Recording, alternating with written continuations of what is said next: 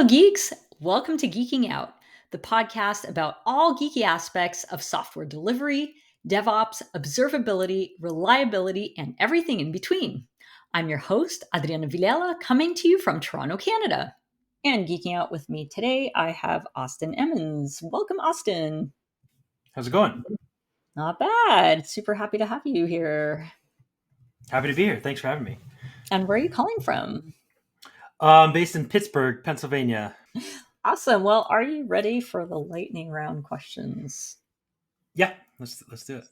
Okay, first question. Are you a lefty or a righty? Righty. Okay. Do you prefer iPhone or Android? An iOS developer. So iPhone. I get tempted every time Google comes out with a new Pixel. I'm definitely tempted, but I have to say iPhone. Cool. Do you prefer Mac, Linux, or Windows? Mac my entire life, and I got made fun of a lot in college when I showed up to computer science with a MacBook, and I was just like, well, I'm dual booting Windows when I need to, but I would get out of that as soon as possible because I would, I had to hack together a lot of stuff just to get Java compiling and everything, and that was fun. But yeah, definitely Mac. Oh, damn. That's so cool. I don't know, like when I was in university, if there was like anyone I ever saw with actually, so when I was in school, there were very few of us with laptops. And certainly not, I don't know of anybody who had a Mac at the time, because I think they were like also so expensive. Yeah. No, I cut a lot of lawns the summers prior to save up for the first Mac, and when I say hack together some stuff, I just had to look on the other side of the internet, I guess, to figure out Yeah. the instructions did not come in the course syllabus like it did for everybody else. Yeah. That's so cool. Okay, next question. What's your favorite programming language? um Swift I really like. It's strict, very strict, but it's also very expressive. And if I need to write something quick, or for some personal projects, Ruby would be my go-to. I've had a prior life as a Rails developer, where I learned a lot of the server side stuff, and so Ruby really opened my eyes to that. Yeah. And yeah, I find like it throughout my career, it's either like you're a Python shop or a Ruby shop, and Right. somehow I've thread the needle to lean on the Ruby side of things. And now I'm at a Python shop, but I'm an iOS developer, so I don't have to focus on it too much. Oh, that's so interesting. It's funny. I've had quite a few Ruby folks on this podcast, and the thing that I always find with the Ruby folks is that they really, really love Ruby, which I think it's so cool. I think it speaks to the community. It's just simple to me. I don't know, like it just clicks of okay, that makes sense, and it's maybe not as powerful, but the community for sure is there. Like, it's amazing. And then when you want to tear open somebody's gem or somebody's work, you can, and so Yeah. it's open source to the fullest, I think, which is Yeah, awesome. that's very cool. It's funny. I was talking to someone because you were talking about like as Ruby being your go-to if you want to like throw something together quickly, and I actually had a very similar conversation with someone last week about this, also interviewing for the podcast, and she was saying like she knows a bunch of languages, but like the one that she always comes home to is Ruby. So I thought that was interesting, and it's kind of cool hearing it from two people now. Yeah, I mean, recommend it to anybody that's trying, either getting into programming or even if you've been a seasoned programmer, just try it out. It'll change how you think about programming. But that's any language. If you try out that's what I Yeah. love about kind of taste testing new languages. It's just like, okay, how do you do a for loop? Even that could be so different, and it's still just Yeah. a for loop, but it's just good enough. And Ruby for me, it was actually the enumerable like package, or they have so many tiny little algorithms or methods that you can use just to map and all those. It's like that was a whole new um, introduction to me of like, oh, one, I get these for free. That's awesome. Yeah. One, and then again, another, I can chain them together and really do what I need to. And now I go to other languages and that's like the first thing I ask for or look at. It's like, okay, now I Yeah. know need to get back into that more functional type of programming. Right. Even though Ruby is very object oriented. So yeah, it's a good language. Cool. Yeah, and to what you were saying earlier too, I think it's interesting. Like, I think one of my favorite things about like tackling new languages is that compare and contrast, right? Because you have the experience like of a base language, and it's always so interesting to see how different languages approach different things and how they have their nuances, and you know if they're more verbose than other languages you've worked with and whatnot. Yeah, I mean, and for most of my career, I actually had to straddle iOS and Android, and that was very similar. Where it wasn't just I'm working in two different languages and I have to compare and contrast Yeah. Java at that point and Objective C on the iOS side.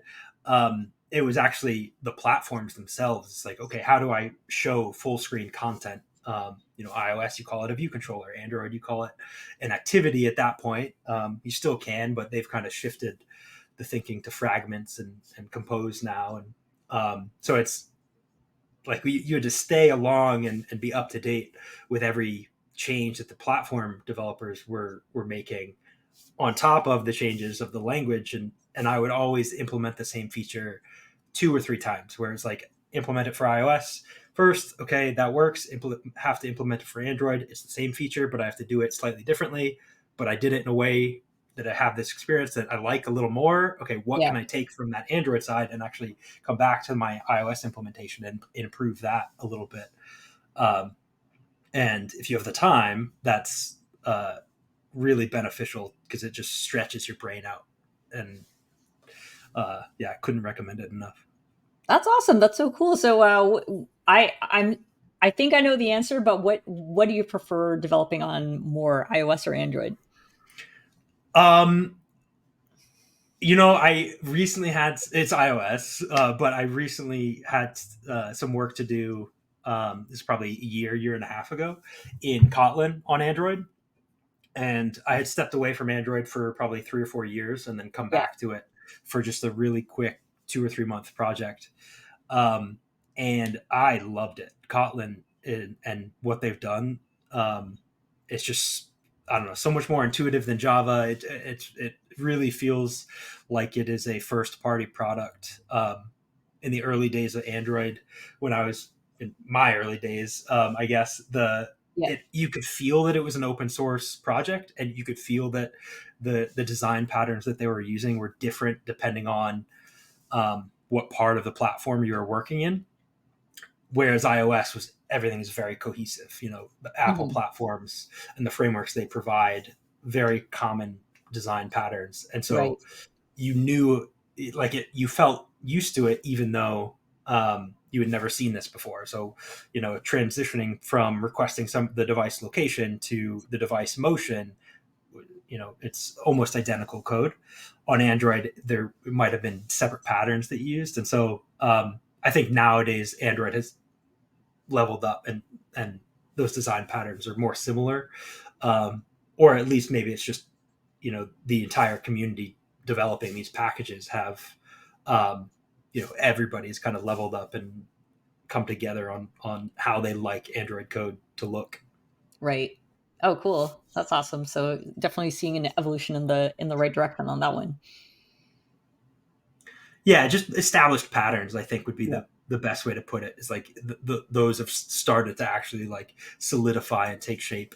um, and I mean, nowadays it's 10 years, almost 15 years for these platforms, so they're getting up there in terms Yeah. of the maturity, which is interesting. And now we have new stuff to go work on, and we'll see what the next frontier is, I guess. That's very cool. And by the way, like I want to go back to like your mention of Kotlin. So my dad is he's like a software architect and he's retired now, but he has been like a huge proponent of Kotlin forever. So he always like goes on and on about how much he like, and he was like an early adopter of Java, and then his thought around Java was like, oh, it's like it's an anti-pattern to programming, just because Java is like so verbose and so like heavy. And then when he did some Kotlin for some work that he was doing, he would just go on and on and on and on about Kotlin and how elegant it is. So anyway, it made me think of that comment that he made once you mentioned your Kotlin work as well. Yeah, it's very similar to Swift too. Hmm. There's just going back to that, just that tiny comparisons of that subtle nuance. It's it's amazing. Like, and I can't think of like a good example. It's like the day to day stuff that you run into of just declaring a variable or describing something as being lazy. It's like this is a pattern that has been well established in programming for years, and Yeah, now they've just made it a concise little keyword, and that's fantastic. That it shows the evolution, and it's again very expressive language, very type safe. And just it has null safety as well, so just a very safe language for it's just helpful. It's just yeah, the language itself is helpful, which is great when you're a developer and that's the tool you're using. yeah, absolutely. Very cool. Okay, next question. Do you prefer dev or ops? Probably dev. And yeah, there's it's tough because I want to build a new thing, but that thing also has to exist once we put it out, and maintaining and managing that is a whole different beast. Um, but yeah, I would say building new features, working on new tools, trying to take the technology that we are given by these platform developers or these bigger corporations and put them together in new and different ways, or just even just playing around with somebody's open source project that's new and different. It's like, okay, what does this inspire me? Is this interesting? Is this useful? Can I use this on my day to day? That is a lot of fun, and the hope is to be able to contribute back and put something else out there that somebody else finds interesting and useful and they can use on their day to day. And so, yeah, for me, definitely just the development side of it. Cool. And on a similar vein, similar-ish, I guess, do you prefer JSON or YAML? Um, for well, it depends what we're doing. For config files, YAML 100% of the time. That's the Ruby in me. I think that was part of the Rails development. Is all YAML config. Um, for APIs and sending data to a server to a backend, it's all JSON. And I don't know if anybody's used YAML on that side of it yet. I'd be curious to come across that. Awesome. Also, do you prefer spaces or tabs? Spaces, yeah, I know they take more space. I, Uh, I'm part of Team Spaces recent convert, so I'm down. I get um, yeah. there's something they're a lot more consistent too, like space and when OS is going to be the same as in the other OS. And well, I don't know if this makes me weird or not, but I need my tabs to be converted to spaces. I'm Oh, I not do going to that hit the too. space bar 6 times. Like if I'm in a text editor where I have to space out my indentation, I would go nuts. And so I'm sure no one is doing that, but I don't know. When I have to like format something in Slack to send a code snippet off or something, and I find myself counting spaces and making sure they all line up, I'm like, all right, maybe I should just move to tabs. Yeah, I know what you mean. I have my VS Code configured to convert my like the tab key to spaces, so I'm totally down. Okay, two more questions. Do you prefer to consume content through video or text? Video, I would say. I'm not a reader. I recently got a library card and signed up for Libby, which is a great app if people haven't checked it out. But I stick in the audiobook section, and so I am listening to stuff as I'm walking the dog, or prepping to get to bed or something. And Nice. video is kind of analogous to that, where it's like I need to be told and shown. Um, Diagrams are fantastic, and straight text just I find myself catching every like sixth, seventh, 10th word. It kind of spaces out the longer the document, and then I'm just like, wait, I need to go back and reread all of this. So I don't know. I just have zero attention span and for words, and that's just practice. But um, yeah, I don't know. Too many It's video games, I think my mom would say. I was gonna say it's interesting because so my daughter she's in the same boat. She'd rather do like video over text, and she's also like not a big reader. And she got a lot of flack from people like, oh, you need to love books. Why don't you love books? And it's like, but she consumes all her stuff through video, so who cares how she gets her information as long as she gets her information. So I Yeah, as think long it, as it's good content. yeah, exactly. And I think like people get too hung up on like how you're getting your information. It doesn't matter, like, because we all learn in different ways. So yeah, I just want like I think it's important to remind folks of that because people can get so judgy over stuff like that, you know? I do. There is a really big sense of accomplishment when you close a book and it's the final page. It just I don't know what else does that. I mean, finishing a video game. I've been watching a lot of Elden Ring, because that's a new big game, and it's just amazing that like, oh, I got to the end of that.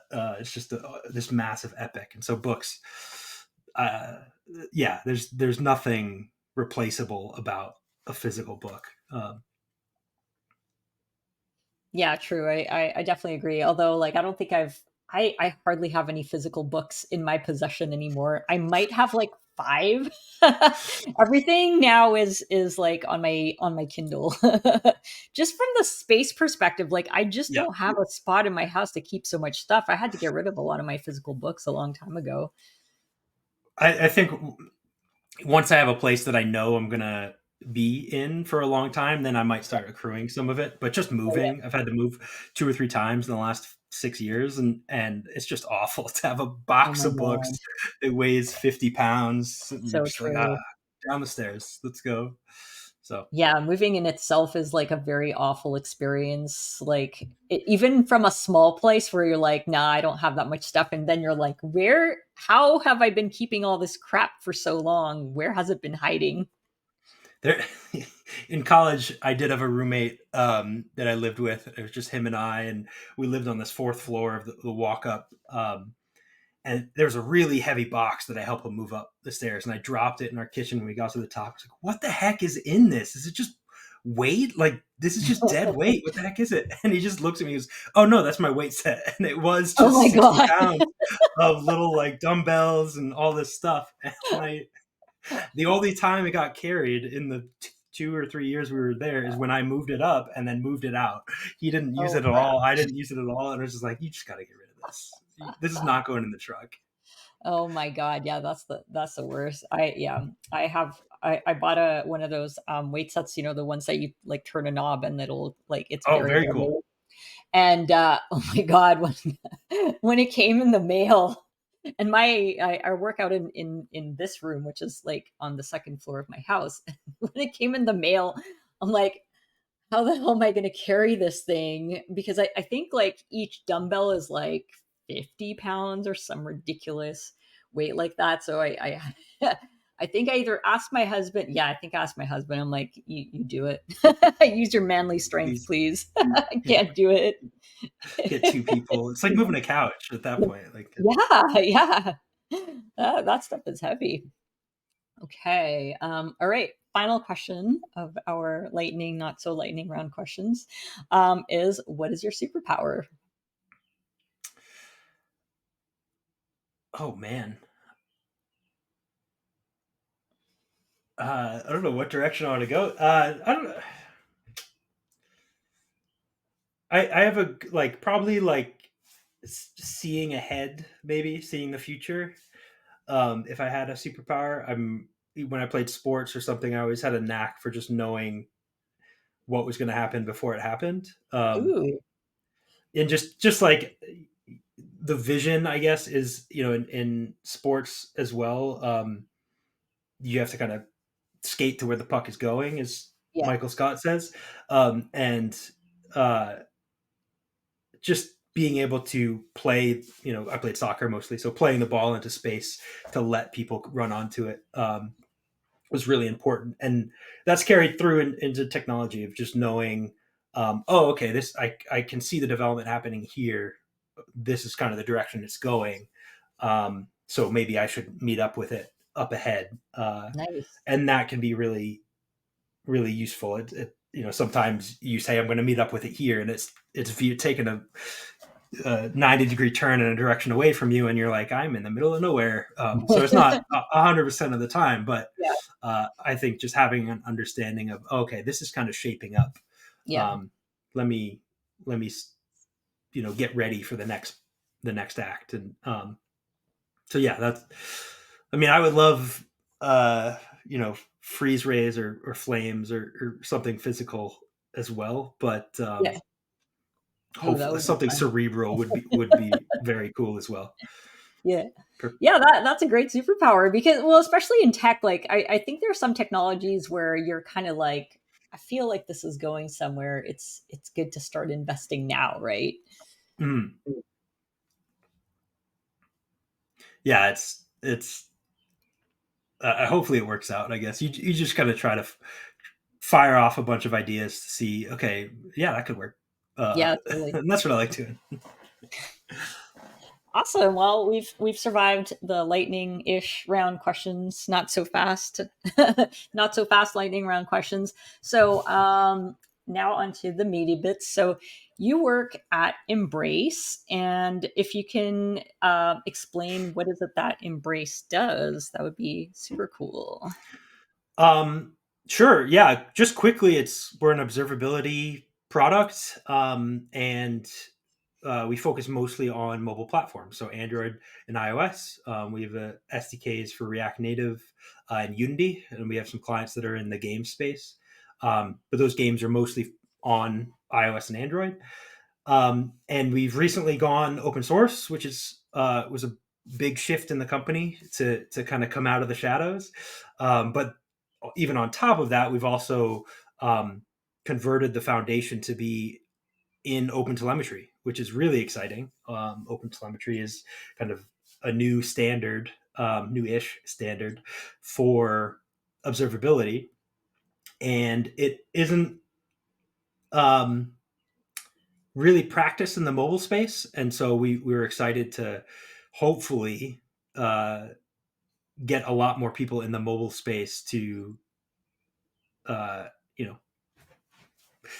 join and kind of share their ideas and explore this new standard for what's possible. So I am the one of the lead iOS developers on the team, so I'm focusing mostly on the iOS SDK. But we have, I work very closely with our Android team to make sure that we're both at least following the spec somewhat together as we kind of Mhm. work through it, which is fun. Cool, that's so awesome. And so when you mentioned that Embrace made the shift to open source, was it just a matter of like, okay, we're opening up our code base? Did you do like a major re-architecture? Because you also mentioned that you did some like open telemetry integration as recently. Was it part of that move to open source as well? Yeah, so on the iOS side, it was a re-architecture situation. The conversation, and we have the 5.x SDK, which is the closed source one, and then now our new 6.x SDK is open source and built on OpenTelemetry. And the big difference there is we wanted to go all in to OpenTelemetry, and so there was a lot of conversation of, okay, we could add these objects and expose this interface and then shim it kind of back into the existing structures we had under the hood. But it was kind of just like, well, if we're not going all the way, why go at all? So, it's Mhm. like this, I don't want to do anything half-assed. I want to go into this and really contribute. And it was, that 5.x is built in Objective C. And Mhm. so open sourcing an Objective C framework in 2024, I don't think was going to gather as much buzz Yeah. and excitement. Um, no offense to the people that love Objective C. It's what created my career. I can't say anything bad about it. But Swift is my favorite language, as we've established. And so it was time to really remake the thing with all of our understanding and learnings of observability, and on these working with these platforms, and then um, build something on top of OpenTelemetry, um, and really start participating in that working group and that community. Cool. So when you're like using OpenTelemetry in your own product, is that mostly to benefit your developers, like developers within Embrace, or is this also benefiting Mm. consumers of your product as well? Hopefully everybody. So for me, the consumer is a developer working in their app, and they want to observe something, and so we have some instrumentation that's automatic so that you can capture network requests. Oh, nice. Just by installing the SDK. And the Open Telemetry Swift project has very similar instrumentation as well. And so you can use that project there and get some instrumentation out of the box. Uh, and so I think the big benefit that we saw from it internally was now everybody can speak a common language, and there's an established set of primitives like a span and a span event to log. Um, these are things that the terms often get overloaded, Yeah. and especially when you're in an organization and you have people of all levels that are marketing the product or selling the product. If you can have a very tiny set of primitives that we can agree on, then we can speak openly about what it is and what it does, and use terms that hopefully are familiar to people outside of the company.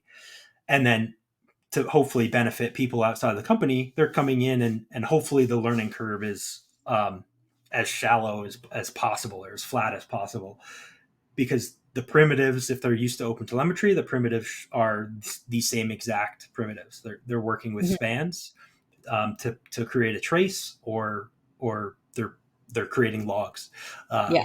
and there's no question of what is this, how is this modeled, what do I do to measure this as performance. It's just, oh no, I need to wrap this with a span. Yeah. um, so yeah, hopefully that is beneficial to both sides. um, and we'll see. It's always a feedback gathering opportunity when you put something out there, and Yeah. the fact that it's open source, I'm very uh, hopeful that we get very good feedback, because people can see under the covers and say, Yeah. this doesn't line up how I would expect, or I can see where this breakdown is occurring. Or this is great. I'll be an optimist and say, no, everything's fantastic. You did an awesome job.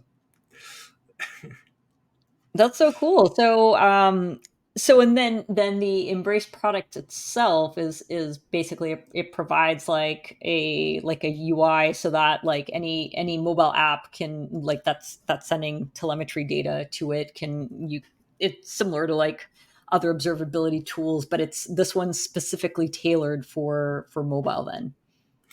Yeah. And there are things that are mobile specific, like a crash report, Mhm. or Android. You have something called an ANR, an application Mhm. not responding. It's a very common pop up that occurs, and or application exit info, where it's just like the app just quit, behind the scenes. The system killed the Mhm. app. The next time the app launches, the system then provides, hey, we killed your app. Sorry, here's why. And that's a very mobile. Well, that one is especially is Android specific data that we can then collect and save in our dashboard and Mhm. hopefully explain to the users this is what happened.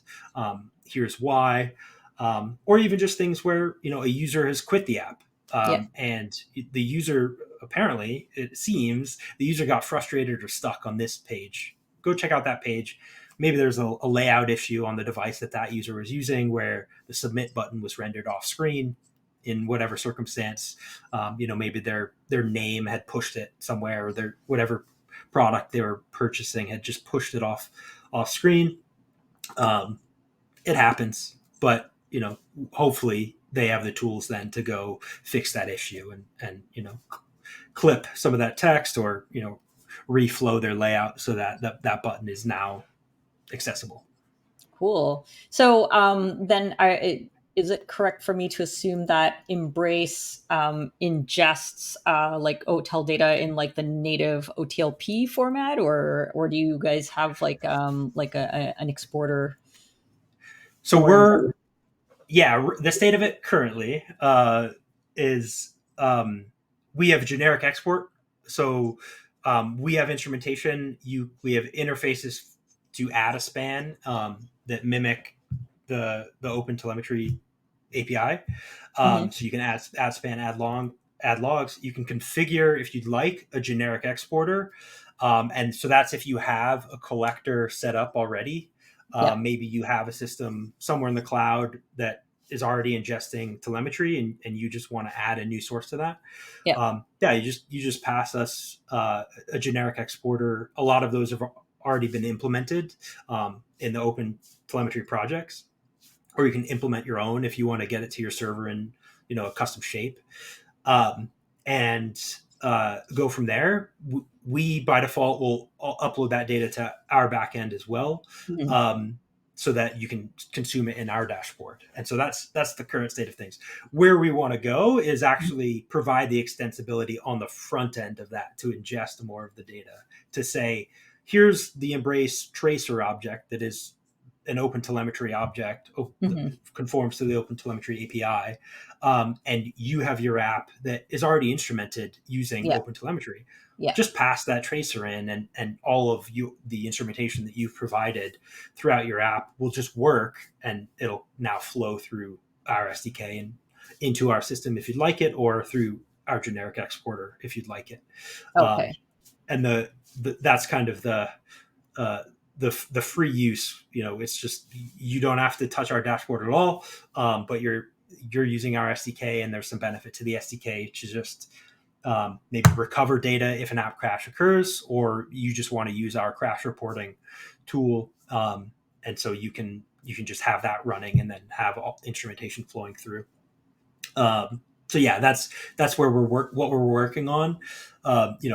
This sprint, and so you'll see that coming soon, um, if not already by the time this is out. So Cool.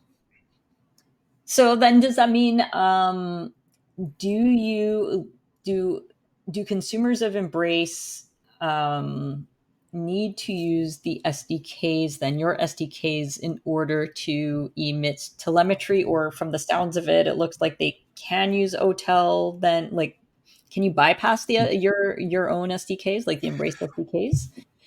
we want people to be able to hot swap it, of just saying Oh, that, okay. and the way I look at that is, there are three layers Yeah. that we're playing with, and it's Yeah. the Open Telemetry spec Yeah. itself, the API that is very strict and very foundational.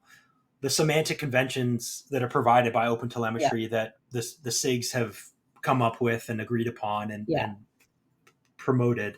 And then the third layer is, I call them the embrace semantics, and it's the things that we've done, the instrumentation, how we collect maybe device low power or a low memory warning, and it's a custom shape to that Yeah. telemetry that is still just a span, maybe, or it might be an event or a log, but it hasn't yet been baked into those OTel semantic conventions.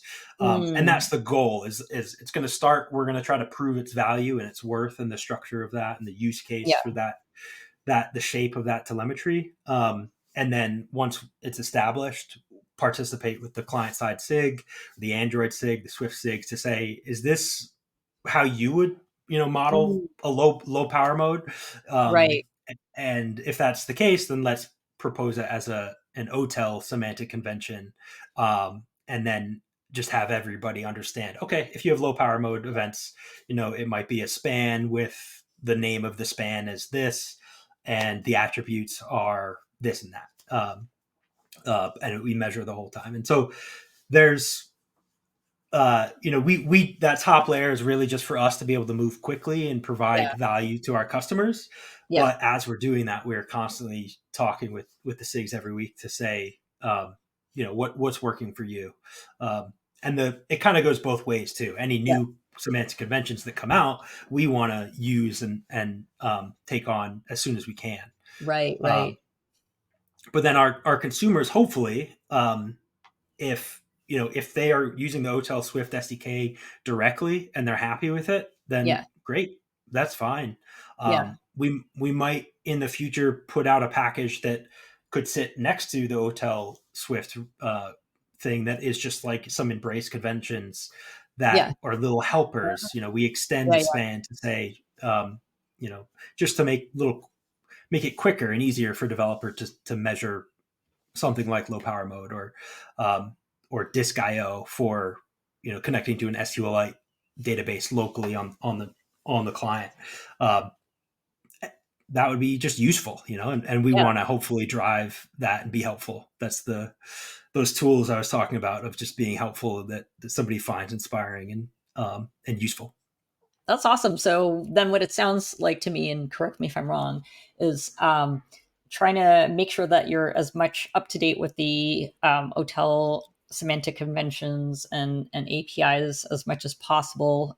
It sounds like then the Embrace SDK is almost like an implementation, your own implementation of the API, which is by design like uh, an OTel thing that anyone can really implement the API with their own SDKs, but also as but also making sure that you contribute back to the community and hopefully making some upstream contributions to the OTel project that can then be part of that reintegrated.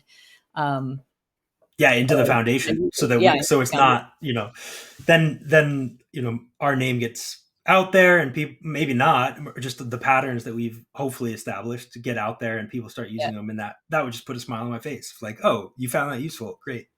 that's um, awesome. and it's just, yeah, it's all about that learning curve. Mobile developers especially, we found, aren't used to open telemetry, haven't, Mhm. it's just not talked about as much, or it's not as standardized. And um, so hopefully by making it easier, it's more accessible and people jump in. So yeah, that's the manifesto, I guess. Yeah, that's great. It's so interesting because there's so much focus on kind of your common languages for instrumenting in OTel, and yet mobile apps are all around us. Like they're such a ubiquitous part of our lives that when you think about it, it's like, oh, of course there should be instrumentation on our mobile apps, but it's easy to forget about that. So it's cool that that's being tackled and that area is getting some TLC now. Yeah, yeah, it's not a new frontier. There have been players in the space for a little bit, um, but definitely TLC is always appreciated, Yeah. if nothing else. So Yeah, definitely. And one thing I want to ask you about as well was in terms of like implementing OpenTelemetry in your own application internally. How was that for like the teams that Embrace? Like, was it how would you say the experience was? Like, what what were some of the challenges that you encountered? What are some of the things where you're like, oh my god, this is amazing? um None of it was too OpenTelemetry specific. Most of it was just now we have a third party dependency Yeah. that we depend on, and Mhm. in a really big way. And OpenTelemetry isn't our only dependency, but so it just comes down to the minutia. So we have this generic export where we can, especially for tracing, we export this object called span data. And when a span finishes, it gets frozen, for a lack of a better term, as a span data object and then exported. And right now, at least in the Swift side of things, that was kind of private and we couldn't access that and create our own and send Mhm. them off. And so um, it caused some development time, I guess, to because we had written out and basically re-implemented a lot of the SDK. To do what we wanted to do, and then we realized, oh, this export won't work. We don't have access to that final piece. So we actually just, let's scrap it and just use it directly. And now we had to kind of change our thinking to just use the OTel SDK as a third party dependency a little more directly than we initially Mhm. expected. We just wanted to stay at the API layer, and that was a challenge just because it was an assumption that was made that was broken, probably 2 or 3 months into the project, and then had to slow down to make sure that we could do what we needed to do. But now we're past that, and it works great, and it was better.